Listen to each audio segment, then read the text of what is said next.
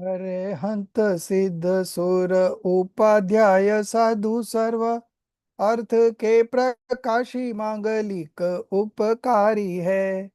तीन को स्वरूप जारी रागते भई जो भक्ति काय को नमाए स्तुति को उच्चारी है। धन्य धन्य तुम्ही से काज सब आज भयो कर जोरी बारंबार वंदना हमारी है। मंगल कल्याण सुख ऐसो हम चाहते हो मेरी ऐसी दशा जैसी तुम धारी है। हो मेरी ऐसी दशा जैसी तुम धारी है।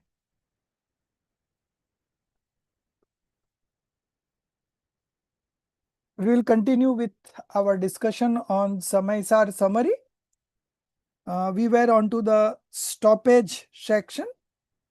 We have completed 3 paragraphs, and the main point of discussion yesterday was that a person who is an enlightened one, along with delusion, the first quadruplet of passions binding infinite bondage, okay, that is also gone. And whatever passions are left over are negligible, drop in an ocean, okay. So so that's why it is being said that the enlightened one is non-bondage. It does not bound any karma, okay. So the idea is to say that if the Anantanubandhi Kashai goes, rest of the Kashai has got no power. It is just a drop in an ocean. So enlightened one is supposed to be non-bonded, okay. No bondage on enlightened one. Sir, So this, sorry to disturb you. Enlightened means Kevali or Samyak no, Drishti? no, no, Samyak Drashti, fourth stage also. Ah, ah, Samyak Fourth Drishti. stage also. So Mm. Anantanubandhi Kashai has gone. The 3 Mm. passions are still left over. But Usually enlightened means I understood as Kevali. Okay. no, Okay, no, sir. no. Enlightened Oh. one means Jnani. Okay. So the enlightened one, the right believer, his first quadruplet of passion has gone, 3 are still left, and that much bondage is there. But that bondage is negligible to the Anantanubandhi Kashai. So that's why it is ignored and said that enlightened one does not bound any karma. Okay. So you have to understand it in the right sense. This we will discuss today also in the under the stoppage and dissociation elements. So that will give further clarity. But I just sum up the last yesterday's lecture so that if somebody would have not joined, they might they also will be knowing this fact. Okay. So from here we will start describing the sequence of stoppage of influx. Okay. What is the stoppage of influx? First, the delusion will go, wrong belief. Then non-restraint will go. Then passions will go.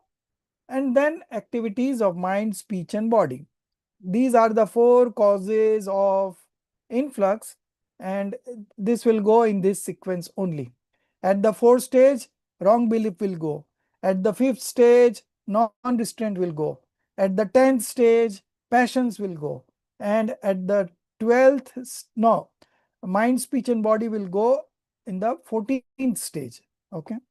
So 13th stage we can also say, because the 14th stage is just a few seconds only, and that body, the soul liberates himself from this body and gets into the Siddhalaya. Okay. So describing the sequence of stoppage of influx, the Acharya states that with the absence of delusion, ignorance, non-restraint, and activities of mind, body, and speech results in cessation in the influx of the enlightened beings. Enlightened beings means 4th level. Okay. Starting from 4th, it could be 5th, it could be 6th, 7th, but generally speaking, it is 4th. Okay. So If the delusion is not there, okay, then there is no influx. Okay, so first delusion, then non-restraint, then passions, and then activities of mind, speech, and body. Okay, but the first delusion has to go, because without delusion going off, nothing happens in the path of liberation. The path of liberation itself begins with right belief, and right belief only evolves when the delusion has gone. Okay, the cessation of influx leads to the cessation of karma. The cessation of karma leads to the cessation of quasi karma, and the cessation of quasi karma results in the absence of worldly existence. Therefore, it is clear that with the presence of stoppage of influx in a soul possessing discriminative knowledge, okay, who is devoid of psychic influx. Now again here you have to understand it in the right sense. Who is devoid of psychic influx means only the first quadruplet of passions has gone. Okay, other three passions are there, but since those are negligible, it is being discussed here that who is devoid of psychic influx. Okay, the cessation of worldly existence occurs very soon. So one who manifests right belief, he gets into the path of liberation, and soon he gets liberated very soon. Okay, so the worldly existence also occurs, stoppage of worldly existence also occurs very soon. So everywhere you have to take it in this way, because Samaysar is based on belief inclined belief inclined exposition. Okay, drashti pradhan kathan. Okay, so there are two types. One is drashti pradhan kathan, one is gyan pradhan kathan. Okay, so drashti pradhan kathan will talk like this, that if the anantanubandhi kashaya is gone, everything is gone. Okay, but from the uh, knowledge inclined statement, it will be like that, that so the amount of passions that has gone, say one quadruplet or two quadruplet, to that extent there is passionlessness, to that extent there is stoppage and dissociation. Okay, and whatever passions remains is a cause of bondage, and that is what the knowledge will say. But the belief will say that no, if the anantanubandhi kashaya is gone, everything is gone. Okay, so this is the two different methodology of presentation of things. One from the uh, perspective of belief, another from the perspective of knowledge. So knowledge will recognize everything, that this much is passionlessness, this much is attachment, whatever level attachment is there, corresponding bondage is also happening. Knowledge will say like that, but the belief will say that there is no bondage. Enlightened one has no bondage. Here it says that the enlightened one is devoid of psychic influx. How it is possible at the fourth stage? But it says like that because it is, this Samaysar scripture is written from the perspective of primary belief. Okay, so this will, the statements will be at like that. More statements are coming up in the dissociation chapter that we'll see. Thus the soul possessing discriminative knowledge. Who possesses discriminative knowledge? Enlightened one or an ignorant one? Enlightened one. Okay, by restraining auspicious and inauspicious activities, remaining established in right belief and right knowledge, being free from desire and all kinds of association. Okay, being free from desire and all kinds of association, not contemplating karma and quasi karma, realizes the soul through the soul itself, and contemplates only on its oneness. Okay, realizes the soul through the soul itself. Can anyone tell me what is the meaning of the soul here? Two words coming back to back. Realizes the soul through the soul itself. What would be the meaning of the soul in the first place? And what would be the meaning of the soul in the second place? Anyone wants to try? The soul with the body and one pure soul.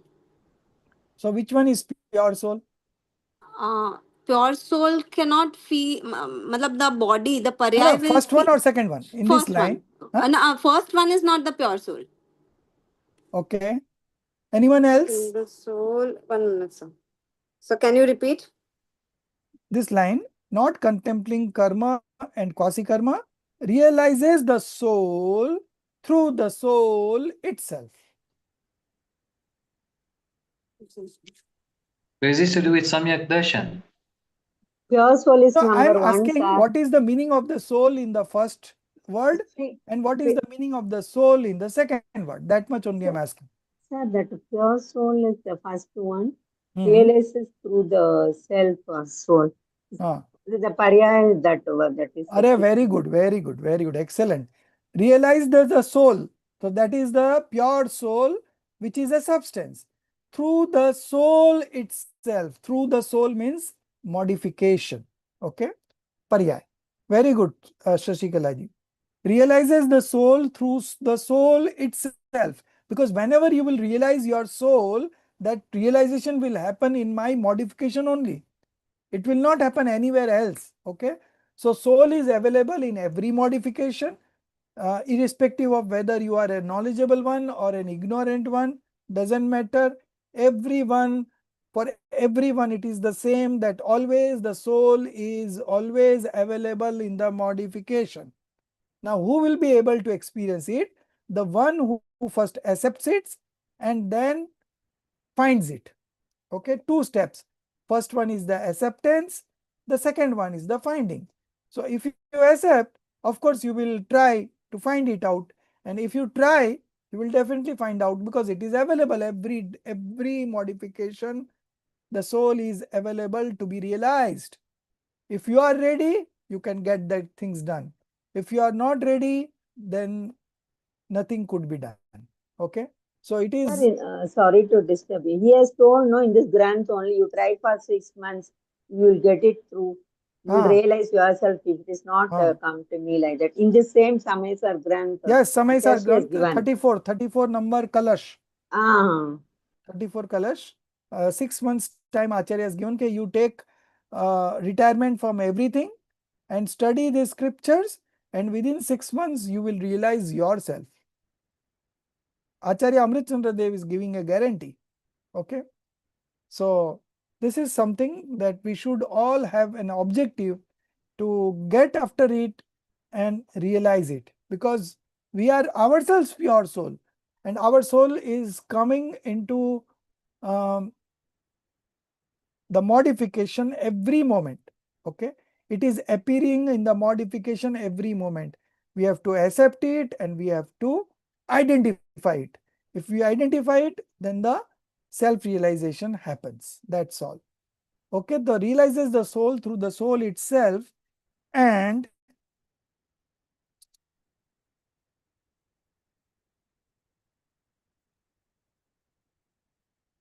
the next page, and contemplates only on its oneness. So here contemplates means experiences. Okay, experience only on its oneness. I am always one. I never get attached to anybody. Okay, not any other substance in this universe. Soul is in itself only one. It always remains in his Dravya, Kshetra, Kal, Bhav, substance, space, time, and modification or mod. Okay, it never goes out of it. Okay, such a being, absorbed in right belief and right knowledge and devoid of all duality, attains the pure karma free state of the soul in a short span of time. Short span of time means he will get liberated very soon. Once you get into this path, it doesn't take much time to get liberated. Okay, only thing is that to get to up to here is very difficult.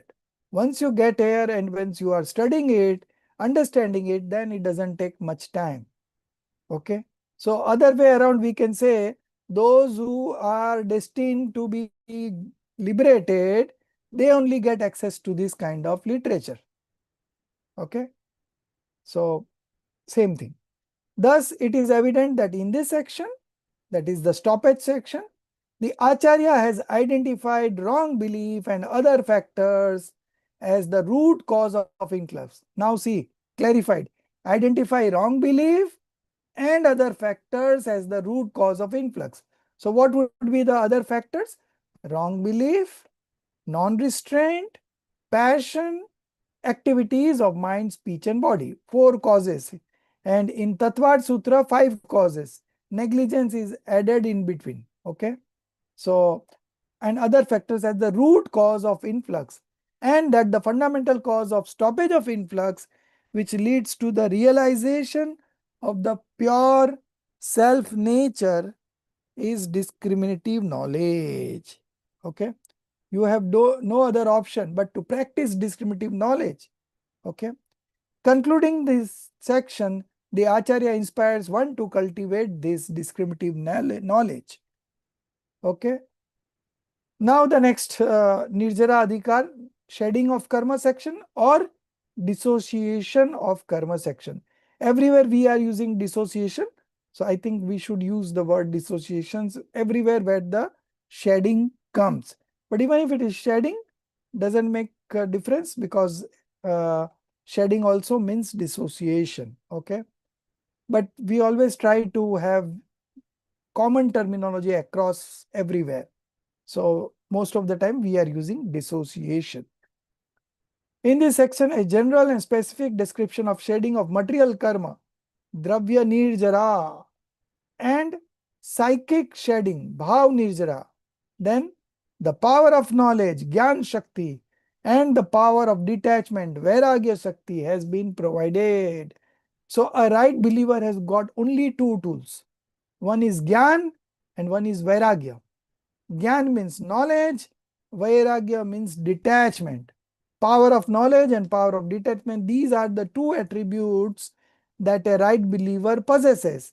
And because of this, under the knowledge, the belief is also included.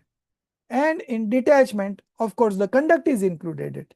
So in a sense, it is only the right belief, right knowledge, and right conduct, which is again the path of liberation. So the enlightened being, wherever he goes, whatever he does, he tries to grasp these 2 attributes only, Gyan and Vairagya. We have nothing else to extract from any external thing, thoughts, nothing. Only Gyan and Vairagya, knowledge and detachment, knowledge and detachment. And that is what constitutes the path of liberation. Now, read from here, Sashikalaji. The right believer repeatedly. Yeah.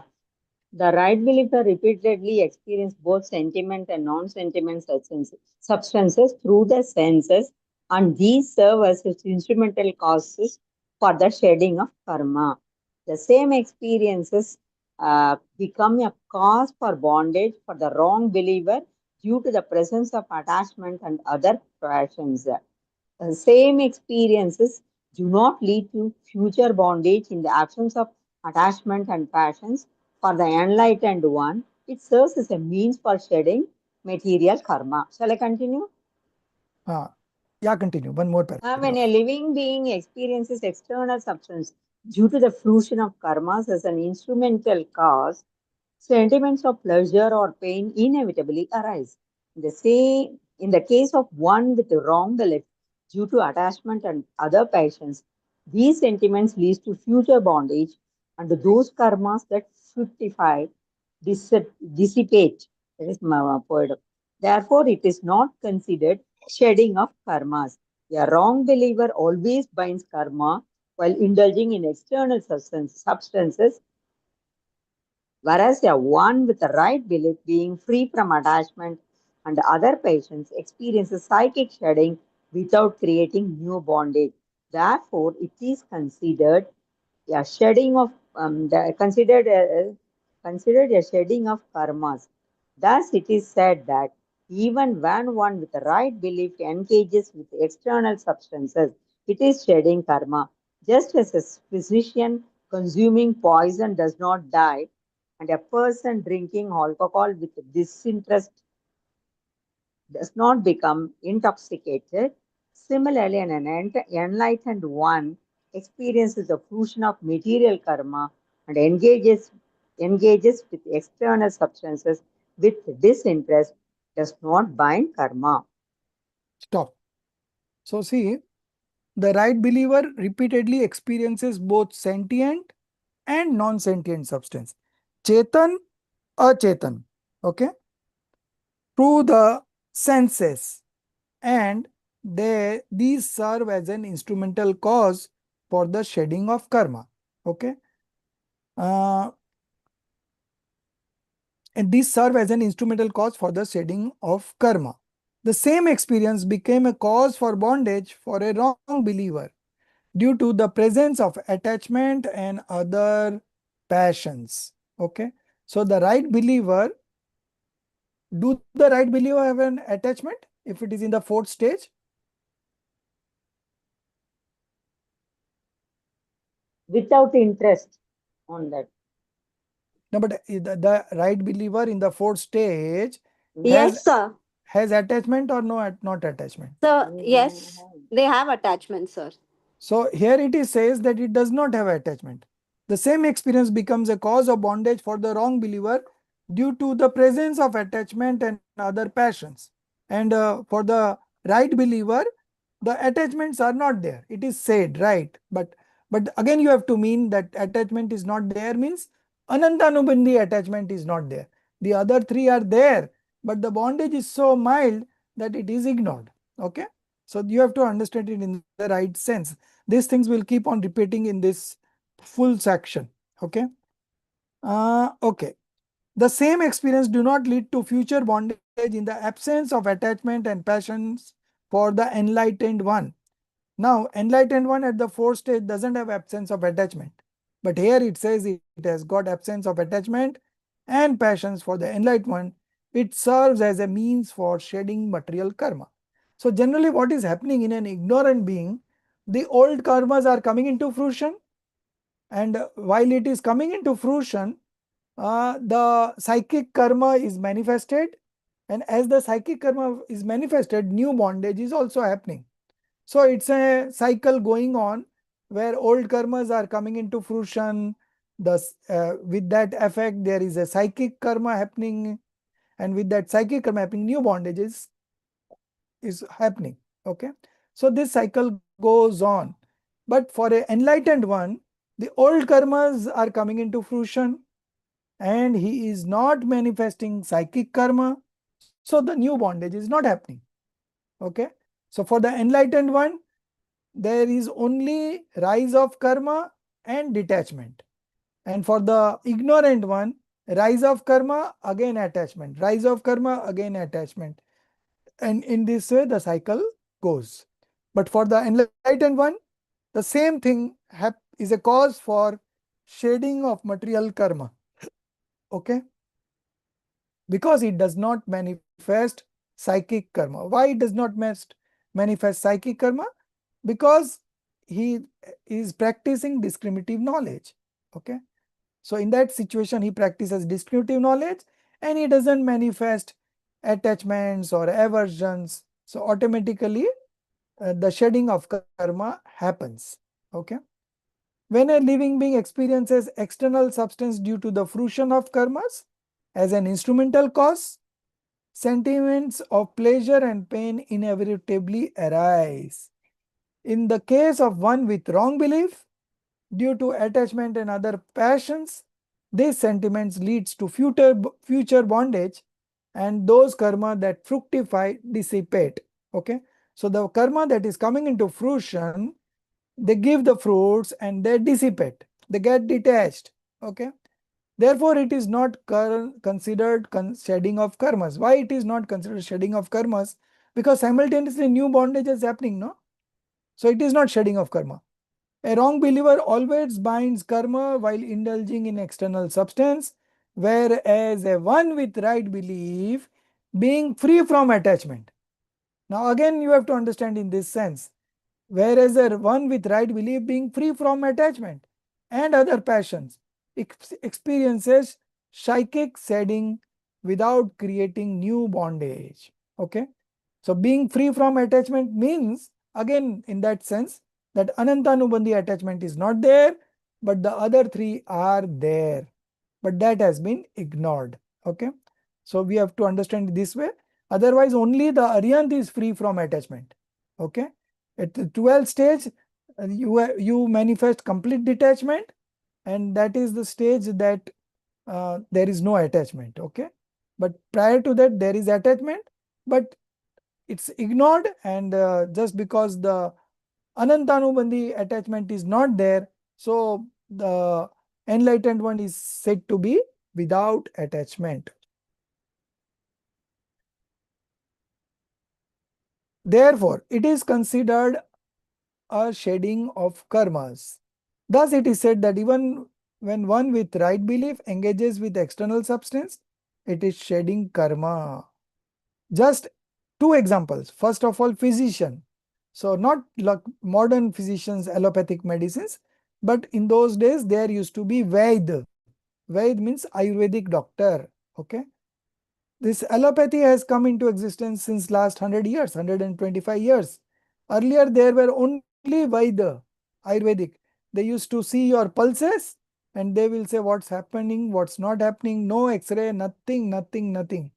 They had so much of knowledge, and they used to give medicine pills from their own sources, and you take it once and you are okay. Okay. So just as a physician consuming poison does not die. Why he does not die, Because he has developed a skill where even eating poison does not affect him, because he is an expert in that field and he has eaten such medicines that the effect of poison gets neutralized. Okay. So he doesn't die just because he has already taken those precautions priorly. Okay. And the second example is, and a person drinking alcohol with disinterest does not become intoxicated. This is also because he doesn't have interest, no? So a person drinking alcohol with disinterest. Okay. So if the interest is not there, then you doesn't become intoxicated. Similarly, an enlightened one, Jnani, experiences the fruition of material karma and engages with external substances with disinterest, does not bind karma. Okay. So this two paragraph is done. Now the next two paragraphs, Siva.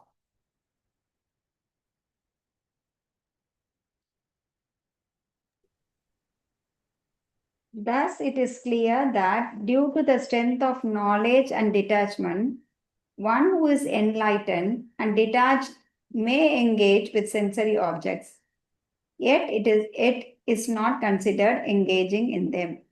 This is because the bondage of attachment-driven modifications from sensory engagement does not occur for an enlightened one. An enlightened soul contemplates, I am of the nature of all knowing, and the various manifestations of karmic fruition are not my intrinsic nature. These arise as a result of the fruition of attachment and other passions of material karma. Therefore, the enlightened soul, abandoning the fruition of attachment and other passions that arise from material karma, truly understands reality and realizes its own knowing nature. In this way, one who knows the distinction between self and non self is a true believer, whereas one who does not, even if well versed in all the scriptures, is still not a right believer. Should I continue, Ji? Yeah, one more paragraph.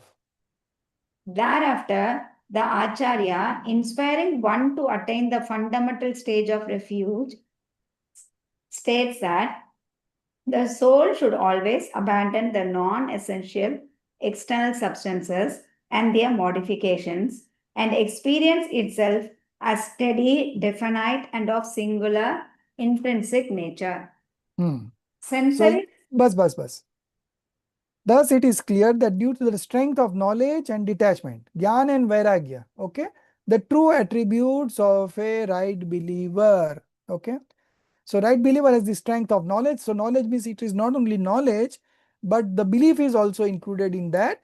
And in detachment, the conduct is included. So, in short, he is manifesting right belief, right knowledge, and right conduct all the time, the enlightened one. One who is enlightened and detached may engage with sensory objects, okay, yet is not considered engaging in them. Why? Because delusion is not there. If it is with delusion, then he will believe that I am one with that, this is mine, I am the doer of these, I am the enjoyer of this. But since he is a right believer, enlightened one, he may engage in sensory objects, yet he is not considered engaging in them. This is because the bondage of attachment driven modification from sensory engagement does not occur for an enlightened one. Okay, so for the enlightened one, there is no bondage. Anantanubandhi is gone. The others are very weak. So it says that it has got no bondage. An enlightened soul contemplates, I am of the nature of all knowing. What is our nature? All knowing, nothing doing. Okay. It's written all knowing. You know all. You have the capacity to know all, but don't become a doer.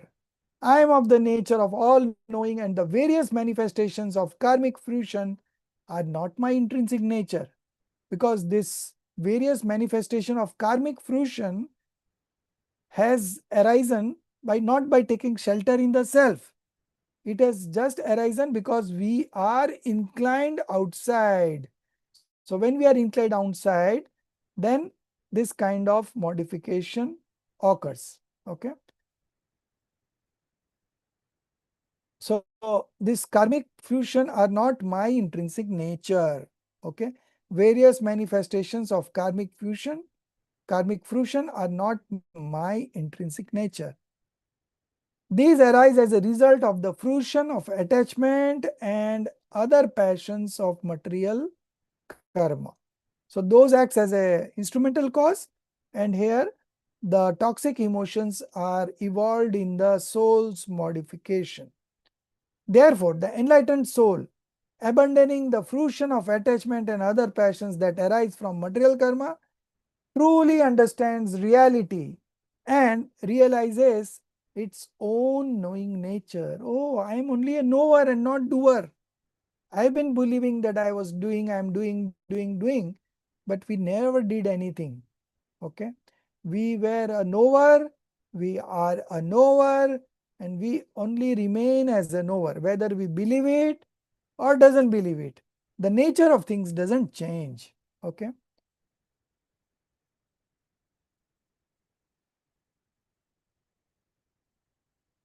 Okay. Therefore,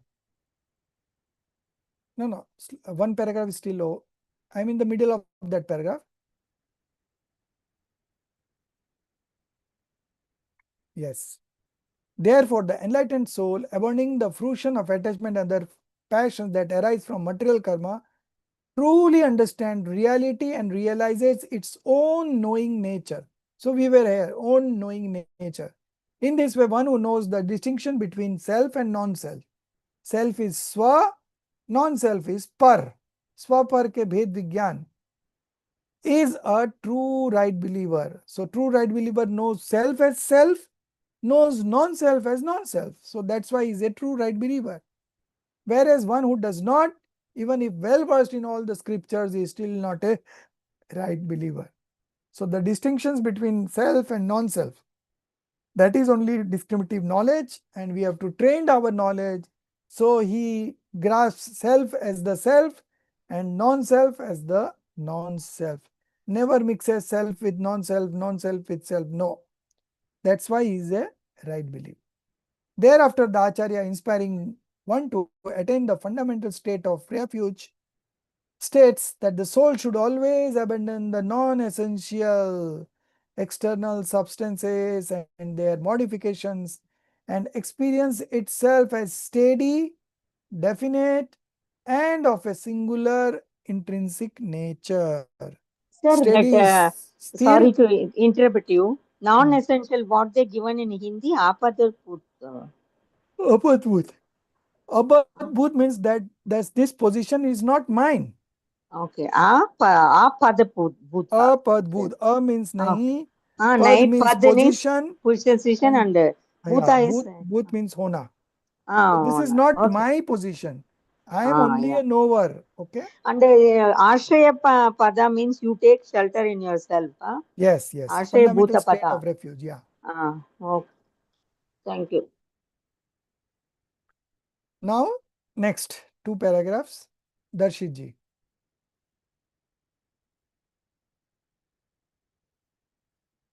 Three paragraph. Okay. Sensory, scriptural, clairvoyance, telepathy, and omniscience are all fundamentally one, as all distinctions of knowledge are ultimately knowledge itself. Knowledge in its generality is the ultimate reality, through the attainment of which the soul achieves liberation. Supreme bliss is attained only by being absorbed in knowledge, and therefore one should remain immersed in it and find contentment solely within it. While imparting instructions, the Acharya says that those devoid of the attribute of knowledge engage in various activities, yet do not attain the state of knowledge itself. Therefore, O worthy soul, if you seek eternal liberation from karmas, then embrace only knowledge, remain constantly immersed in it, be content and be fully satisfied. You shall certainly attain supreme bliss. The enlightened one does not have possessions in the form of external objects. The enlightened soul considers only his own self as his possession. He does not regard external objects as his possession. The enlightened one reflects that if external objects were truly his possession, then along with them he too would become inanimate. But since he is a knower, external objects cannot be in his possession. This is why the enlightened one neither grieves when external objects break, get damaged, or are stolen, nor rejoices when they are acquired. One more paragraph. Okay. One who is free from desires is truly without attachment to possessions. Since an enlightened one has no desire for any dispositions such as eating and drinking, merit and demerit, etc., he does not possess any of these. Therefore, the enlightened one, by not desiring all the above mentioned dispositions, remains solely as the knower. Stop. So sensory, scriptural, clairvoyance, telepathy, and omniscience, okay, are all fundamentally one. So how they are fundamentally one? As all distinctions of knowledge. Okay. So sensory knowledge, scriptural knowledge. So knowledge is common across all five, and this is, mind you, valid knowledge, right knowledge. Okay. As all distinctions of knowledge and are ultimately knowledge itself. Okay. So now you just remember, knowledge word is used in the sense of substance, knowledge word is used in the sense of attributes, and knowledge word is used in the sense of modification also. You have to see the context, you have to see the context in which it is being said, and accordingly either it may mean substance, or it may mean attributes, or it may mean modification. Okay, so that we will see in the coming few paragraphs. Okay, knowledge in its generality is the ultimate reality. Knowledge in its generality means gyan samanya.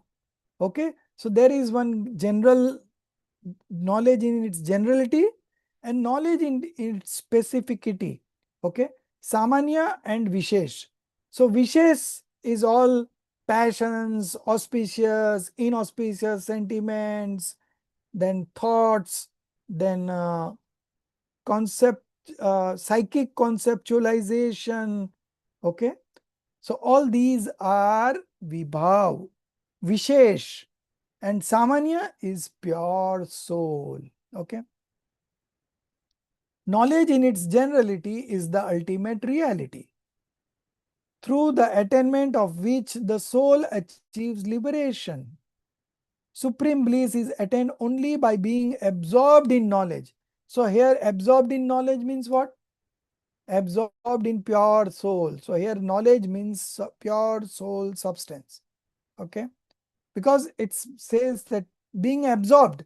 So where do we absorb? We only absorb in our inherent nature, the pure soul, which is being mentioned here as knowledge. And therefore, one should remain immersed in it. Immersed in what? Immersed in pure soul. So here knowledge is being referred as pure soul. And find contentment solely within it. Again, it is being referred to the substance itself. While imparting instructions, the Acharya says that those devoid of the attribute of knowledge engage in various activity, yet do not attain the state of knowledge itself. Okay. Those devoid of the attribute of knowledge, that means they are manifesting as ignorant ones. That is called devoid of the attribute of knowledge. Because if you have the attribute of knowledge, that means you are having the right knowledge. So here those who are not having right knowledge are being said that those who are devoid of the attribute of knowledge engage in various activities yet do not attain the state of knowledge itself. Therefore, over the soul, this is verse number 206 in Samaisar. If you seek eternal liberation from karmas, okay, if you want to get liberated from karmas, then embrace only knowledge. Here what it means? Here knowledge means what?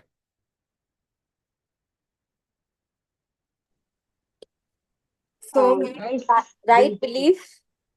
No, knowledge means here substance, pure soul. Okay. Embrace only knowledge. Remain constantly immersed in it. So where do we remain? Where do we can remain immersed in it? We cannot remain immersed in the modification, because modification is of one moment and it changes every moment. So the one which changes every moment, how we can take shelter into it? So that is not possible. So here again it says that the substance itself is being referred to here as knowledge. Remain constantly immersed in it. Be content. So if you take shelter in the substance, automatically you feel content. You feel satisfied, because there the desire stops. Okay. When you are content in yourself, the desire does not arise. And that is the only way that you can get rid of desires. Okay. Getting rid of desires means taking shelter of the pure soul, remaining immersed in it. And when you remain immersed in it, the desires does not arise. That is the only way of get eliminating the desires.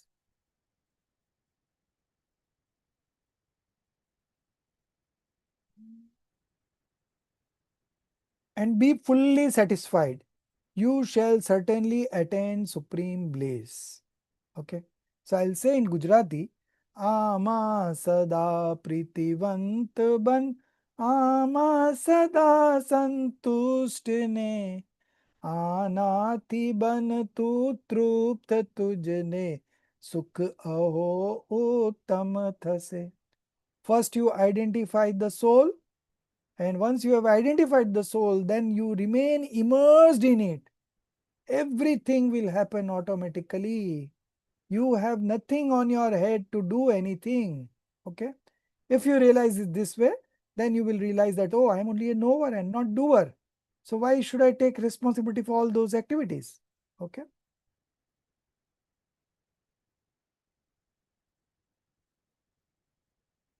The enlightened one, does not have possessions. Possessions means parigraha in the form of external objects. The enlightened soul considers only his own self as his possession. Okay. he does not regard external object as his possession. The enlightened one reflects that if external objects were truly his possession, then along with them, he too would become inanimate. But since he is a knower, external objects cannot be his possession. Okay.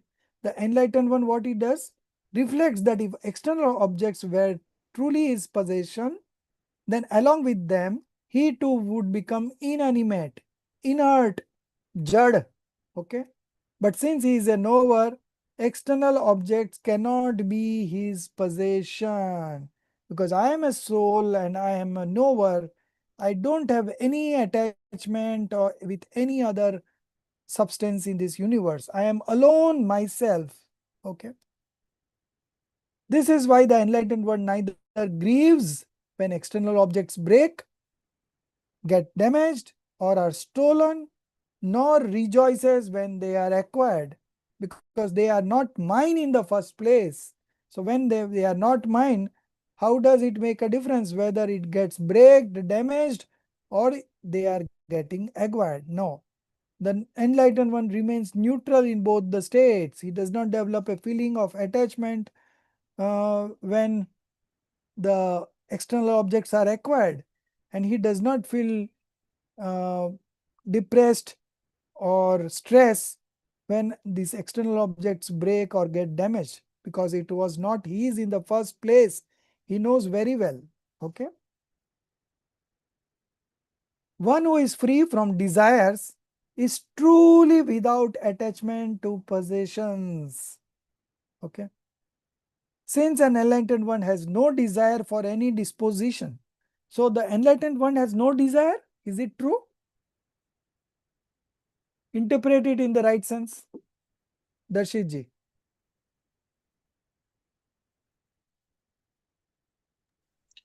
I think what I understand is that there are desires, but they are not engaging in those desires. They're not mixing the two together. Okay. Because the Ananta Bandhi Kashais have gone.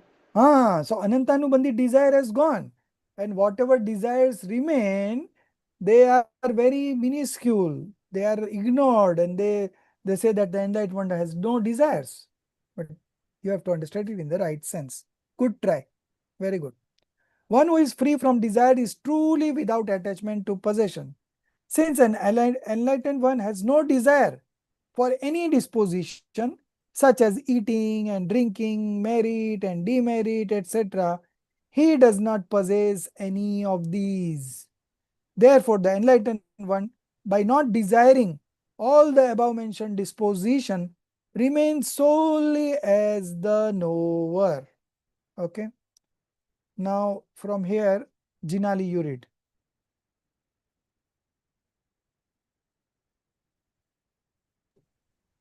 5 paragraphs. One who is no, an enlightened one, right? Ah.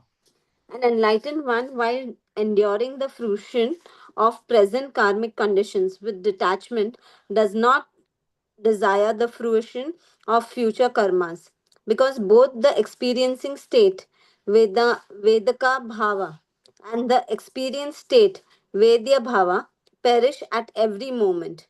An enlightened one, even in the rise of worldly and bodily thought conditions, which are instrumental causes for bondage and repeated enjoyment, upbhoga, is not attached. Hence, while remaining amidst karma, he does not get entangled in it. However, the ignorant one, driven by attachment, gets ensnared in karma. The enlightened one, while experiencing animate Sachita, inanimate asachita, or mixed mishra substances, does not become ignorant. However, when he deviates from his intrinsic nature of knowledge and transforms into a state of ignorance, only then does he attain ignorance. All the vows, austerities, and activities of an enlightened one are devoid of desire, and hence he does not obtain their fruits. On the other hand, an ignorant one performs all actions with the desire for sensual pleasures, and thus he obtains their fruits, leading to acquisition of future experiences that give rise to attachment and other dispositions. Thereafter, in 6 verses from 228 to 236, the 8 characteristics, limbs of an enlightened one, right believer, have been described. Thus, we see that throughout this section, the glory of the attribute of knowledge has been emphasized, and it has been clearly illustrated through examples that a desireless, enlightened one attains shedding of karma. Hmm. So, an enlightened one, while enduring the fruition of present karmic conditions with detachment. Okay. So, the enlightened one has also the rise of karma every moment, but he is not attracted to it. Okay. He does not manifest oneness with it. He does not manifest mindness with it. He does not become a doer, and he does not become an enjoyer. Okay. Because he is an enlightened one. So, an enlightened one, while enduring the fruition of present karmic conditions with detachment, does not desire the fruition of future karmas. Okay. Because both the experiencing state, okay. So, the experiencing state means here uh,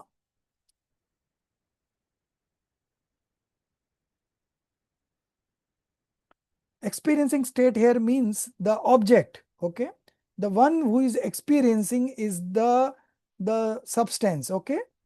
Both the experiencing state, that means state of substance, experiencing state of substance, and the experienced state. Experienced state here means the one who is doing desire, perish at every moment. Okay. So desire rises and perishes every moment. It does not stick. Okay. So every moment there is a desire and it goes. There is moment, every moment there is a desire and it goes. Okay. So those perish at every moment. They are not permanent. Okay. An enlightened one, even in the rise of worldly and bodily thought conditions. Okay. Now these thought conditions is what? I think it is Adhyavasan. Adhyavasan means state of uncertainty of soul due to ignorance. Another good meaning for that word is misapprehension. Okay. False intention. That all means through thought condition. Okay. An enlightened one in the rise of worldly and bodily thought condition, which are instrumental cause for bondage and repeated enjoyment, is not attached. Is not attached means he has got no oneness, no mindness, no doership, and no enjoyership. Okay. Hence, while remaining amidst karma, okay, in the midst of karma, he does not get entangled in it. Okay. So there are infinite karmas all around us. Okay. But if we don't get entangled in it, then we will not bind new karmas. Okay. So we have to learn this skill of practicing discriminative knowledge. If you learn that skill, then remaining in the midst of karma, you don't get entangled in it. Okay. This is the skill that we want to learn.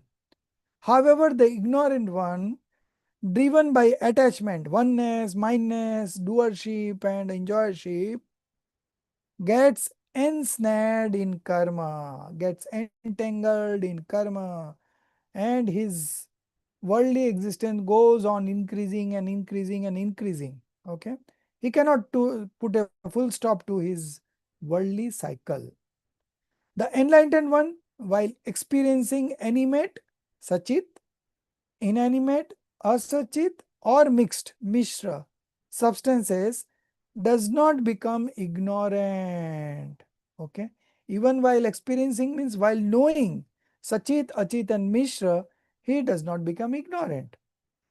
However, when he deviates from his intrinsic nature of knowledge and transforms into a state of ignorance, only then he attain ignorance. Okay.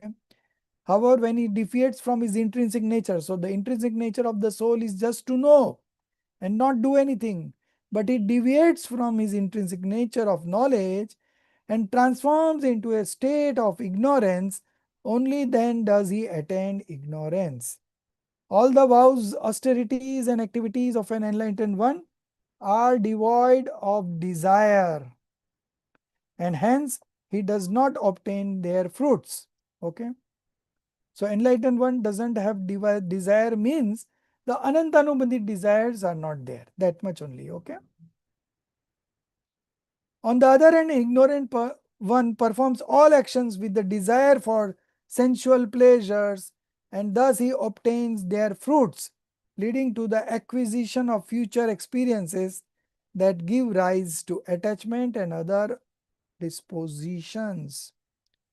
Thereafter, in 6 verses from 228 to 236, 220 to 236 is 8. From thereafter in 8 verse. Okay.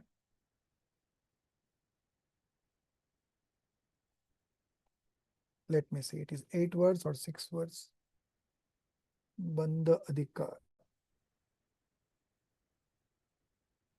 Oh, it is 9. Because 8 are the 8 characteristics of a right believer. Samyak Drashti ke 8 ang. Okay. So here it will come as 9.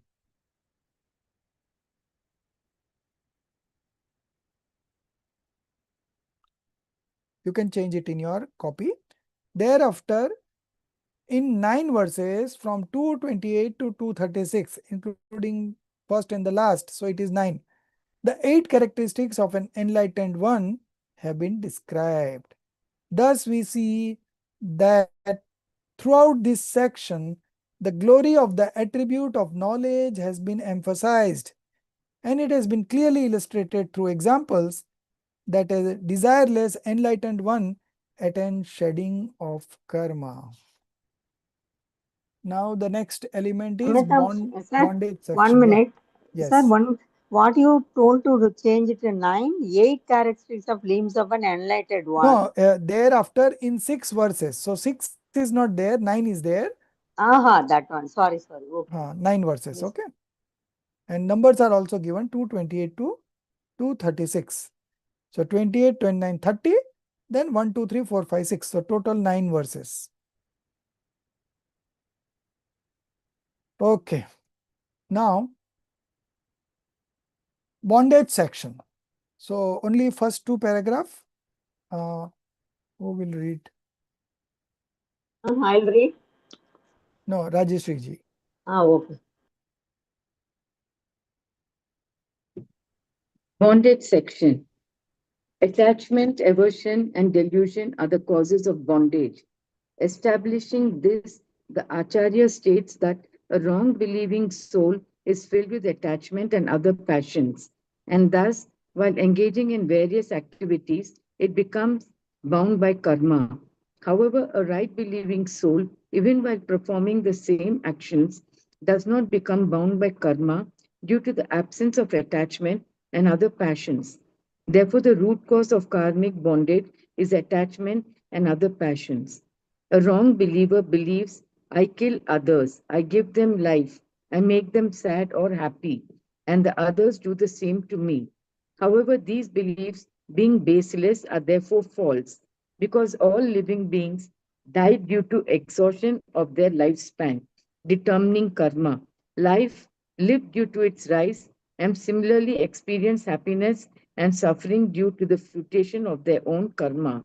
If one could take away another's lifespan, determining karma, or if others could take away one's lifespan, determining karma, then it would be possible for one to kill others and others to kill one. Similarly, if one could give lifespan determining karma to others or receive it from others, then one could give life or be given life. The same logic applies to suffering and happiness. Since we can neither give nor receive lifespan determining karma, our belief is undoubtedly false. Therefore, only an ignorant one believes that I killed, I gave life. An enlightened one, understanding the true nature of reality, knows the fundamentality of being dies, lives, suffers, or rejoices due to the fruition of its karma.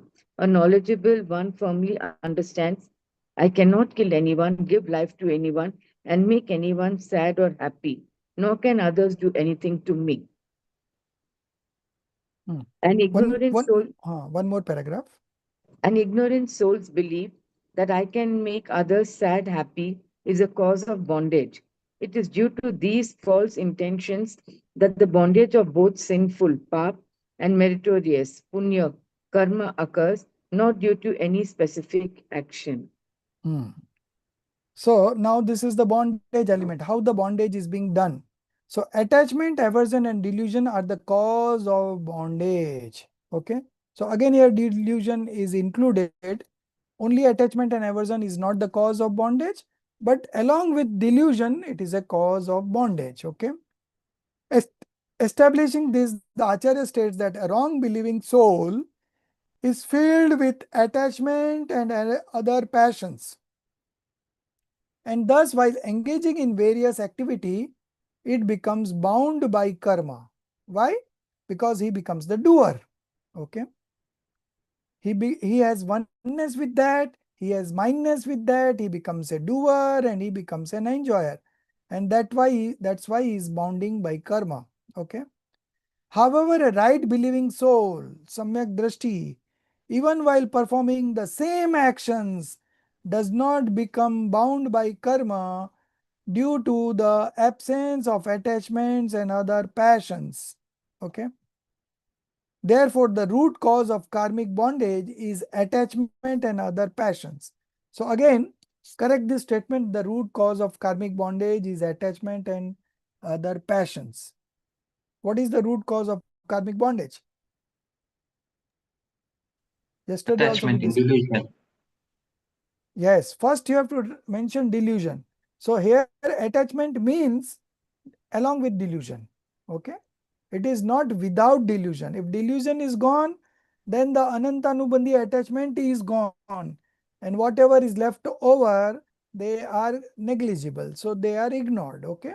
So here you should be, wherever it is mentioned that the root cause of karmic bondage is attachment and passions, you have to understood it. It is not the attachment and passions, but delusion along with attachment and passions. Okay. So main problem is with the belief. If the belief is wrong, it is called delusion. If the belief is right, then it is called right belief. Okay.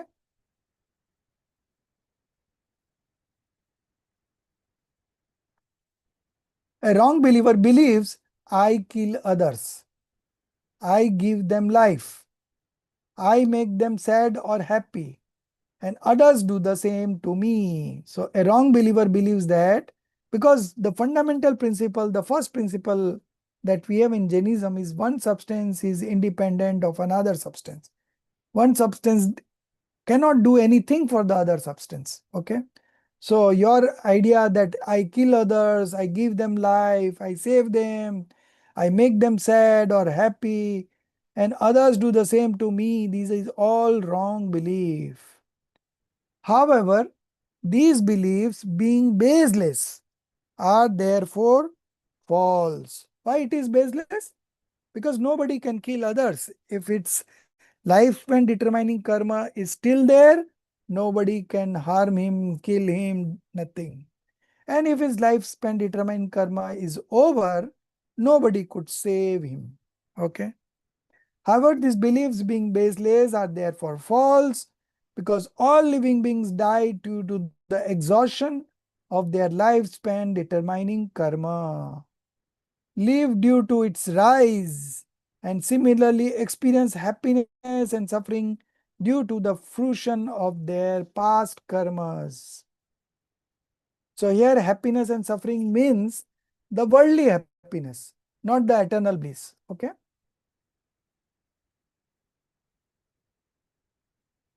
If one could take away another's lifespan determining karma, or if others could take away one's life determining karma, then it would be possible for one to kill others or others to kill one. Okay. Similarly, one could give lifespan determining karma to others or receive it from others.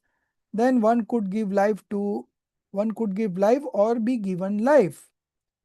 The same logic applies to suffering and happiness. Since we can neither give nor receive lifespan determining karmas, our belief is undoubtedly false. Therefore, only an ignorant one believes that I killed, I gave life. An enlightened one, understanding the true nature of reality, knows that fundamentally a being dies, lives, suffers, or rejoices due to the fruition of its own karma. A knowledgeable one firmly understands I cannot kill anyone, give life to anyone, make anyone sad or happy, nor can others do anything to me.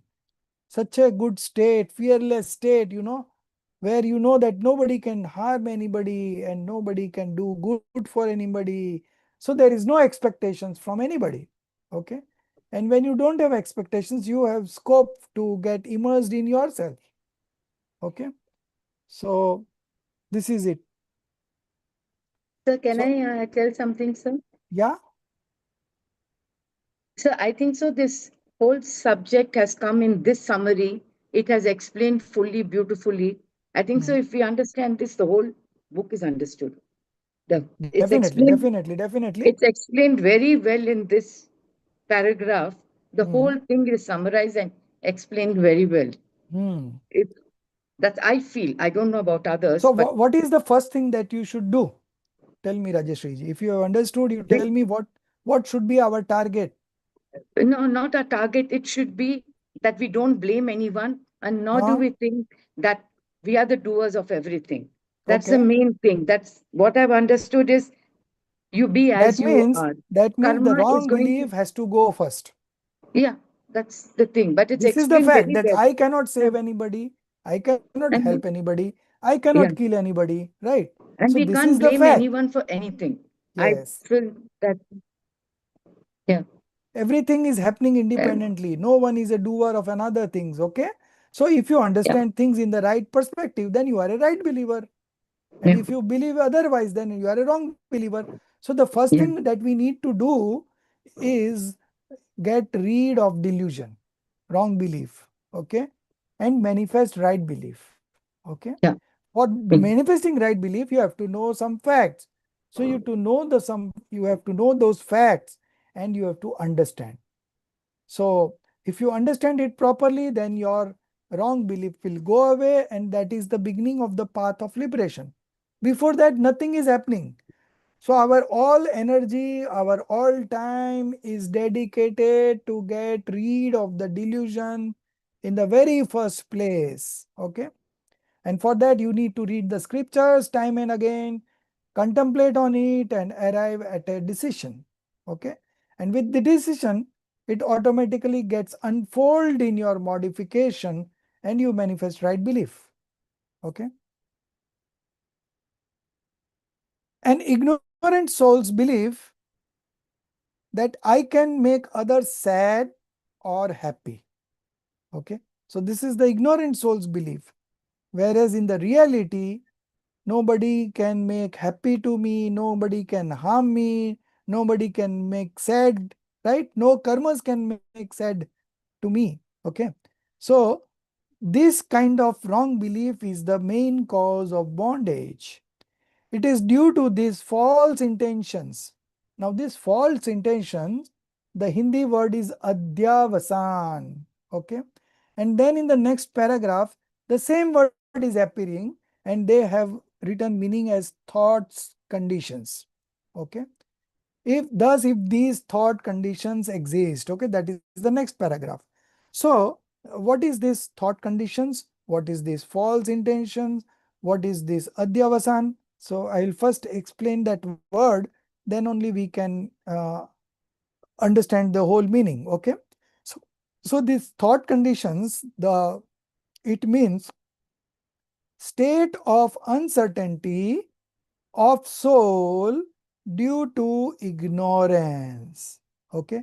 In other words, we can call it as misapprehension. We can call it as false intention. We can call it also as wrong belief. Okay. It is due to these false intentions that the bondage of both sinful and meritorious karma occurs. Okay.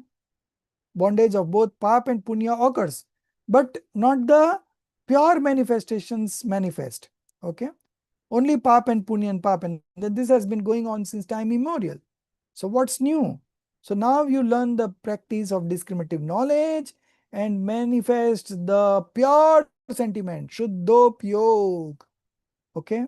Then only the path of liberation begins, and that Shuddhopyog can only be achieved when you take shelter in your own pure inherent nature, not due to any specific actions. Okay. So 3 minutes are remaining. I will finish this one more paragraph. Thus, if these thought conditions means the misapprehensions, the false intentions, whatever you think. Thus, if these thought conditions exist, then whether one commits violence or not, bondage is certain because of the false conditions, false intentions, okay? Thought conditions, okay? Bondage is certain. Similarly, as in the case of violence, hinsa, thought conditions in falsehood, jhoot, theft, chori, unchastity, kushil, and possessiveness, parigra, leads to sinful karma bondage.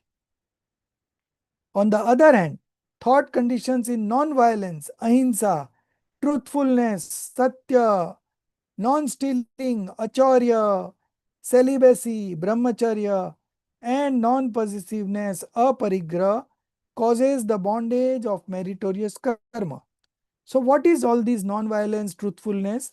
These are all conventional statements, okay? Not the true non-violence.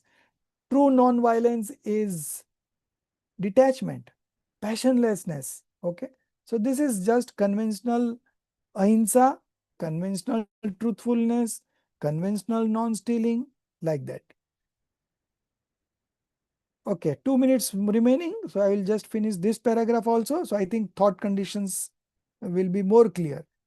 Although these thought conditions arise with the support of external objects, okay, state of uncertainty of soul due to ignorance. So when you ignorance, you take support of external objects.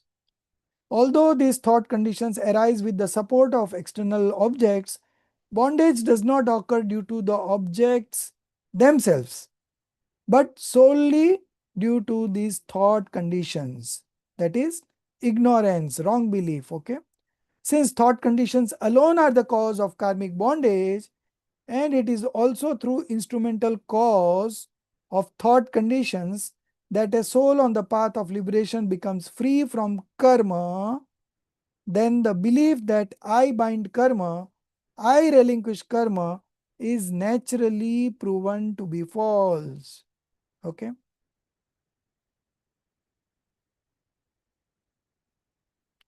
So up to this, we will keep from next week, we will start from here.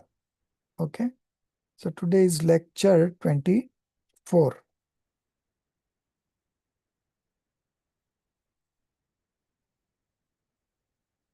Yes.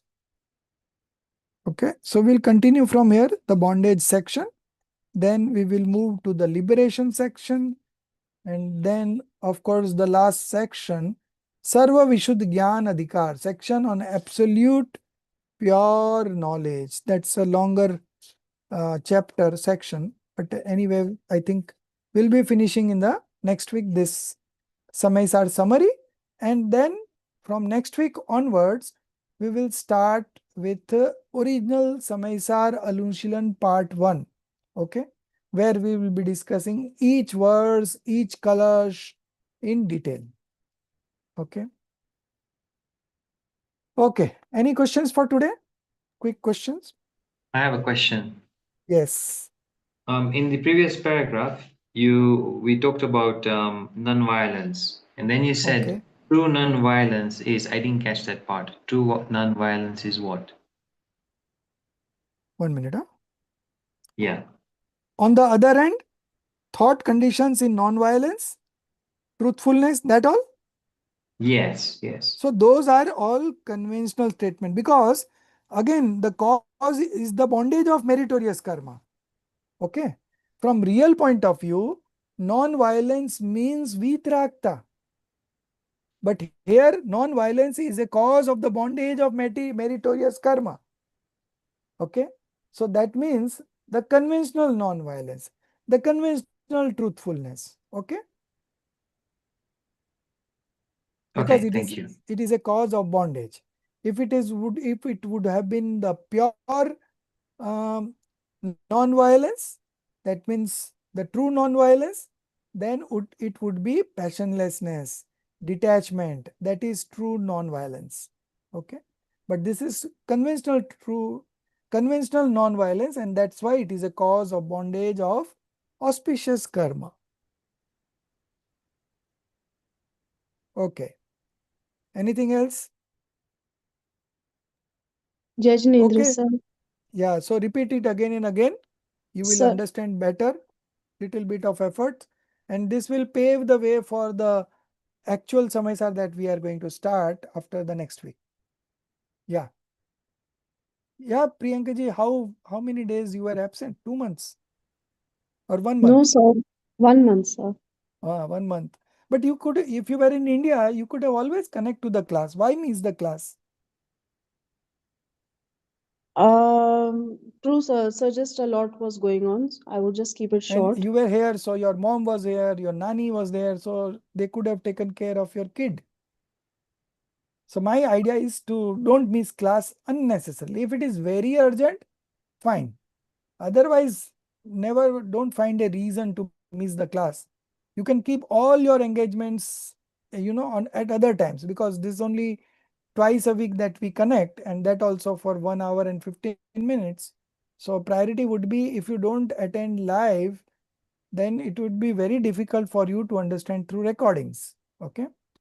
So, okay, tell me what you have to ask. Sir, have we changed the days of the classes? Yeah. Since when, sir? Mm, I think three weeks happened. Three weeks. I think this is the third week, right? Shashikala ji changed the days because she had some Sanskrit class going on. Okay, so every week we are going to have Monday and Tuesday, yeah? Yes, yes, yes. And it was announced in the group also. You are not I don't, aware? I wasn't aware, otherwise I wouldn't have missed yesterday. But Oh, nevertheless, now that I'm aware and I'm back in Dubai, okay, so we'll continue with the regular classes, sir. good, Thank you. Jai good. Shinendra. Okay, okay. निज निधि निज में बताई, यह अनंत उपकार है, उसके लिए जिन वाणी माँ को वंदना सत बार।